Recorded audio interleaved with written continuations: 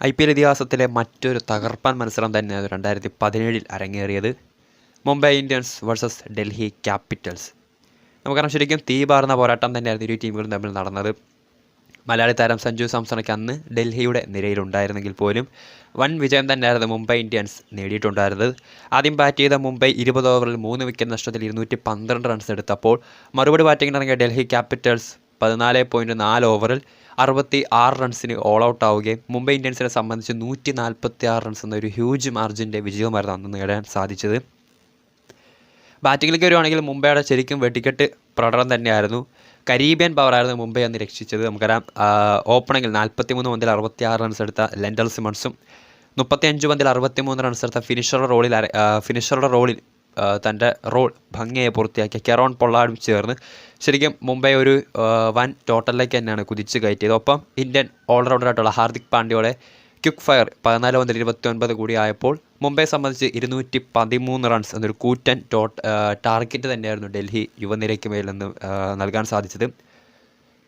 ഡൽഹിയിലേക്ക് വരുവാണെങ്കിൽ നമുക്കറിയാം, സഞ്ജു സാംസൺ, കരുൺ നായർ, ശ്രേയസ് അയ്യർ, ഋഷഭ് പന്ത് തുടങ്ങിയ ഒരു മികച്ച ബാറ്റിംഗ് ലൈനപ്പുള്ള ഡൽഹിയെ ഹർഭജൻ സിംഗും ജസ്പ്രീത് ബുംറയും അതോടൊപ്പം തന്നെ കരൺ ശർമ്മ തുടങ്ങിയ ബോളേഴ്സിനെല്ലാം മികച്ച പ്രകടനത്തോടു കൂടിയായിരുന്നു അന്ന് മുംബൈ തറപറ്റിച്ചത്. ഹർഭജൻ സിംഗ് 4 ഓവറിൽ 22 റൺസ് വഴങ്ങി 3 വിക്കറ്റ് 5.5 എക്കോണമിൽ നേടിയപ്പോൾ കരൺ ശർമ്മ, നിലവിൽ റോയൽ ചലഞ്ചേഴ്സ് ബാംഗ്ലൂരിൻ്റെ നിരയിലുള്ള experienced spin bowler Karan Sharma അന്ന് 3.4 ഓവറിൽ 11 റൺസ് മാത്രം വഴങ്ങി 3 വിക്കറ്റാണ് നേടിയിട്ടുണ്ടായിരുന്നത്. ലസിത് മലങ്ക 2 ഓവറിൽ 2 വിക്കറ്റ്, ജസ്പ്രീത് ബുംറ, മെക്ലാനാഗൻ എന്നിവർ ഓരോ വിക്കറ്റും നേടിയിട്ടുണ്ടായിരുന്നു.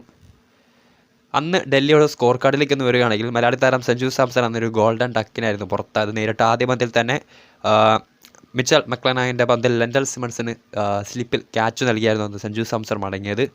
പിന്നീട് കരുൺ നായർ, ശ്രേയസ് അയ്യർ, ഋഷഭ് പന്ത് തുടങ്ങിയ മികച്ച ബാറ്റ്സ്മാൻമാരുണ്ടെങ്കിൽ പോലും 66 റൺസിന് ഓൾ ഔട്ട് ആവാനായിരുന്നു അന്ന് ഡൽഹി ക്യാപിറ്റൽസിൻ്റെ വിധി. പാറ്റ് കമിൻസ് അടക്കമുള്ള ലോകോത്തര ഓൾറൗണ്ടേഴ്സ് ഉണ്ടായിരുന്നെങ്കിൽ പോലും അന്ന് ഒന്ന് പൊരുതാൻ പോലും ഡൽഹിയെ സംബന്ധിച്ച് മുംബൈക്കെതിരെ ആയിരുന്നില്ല.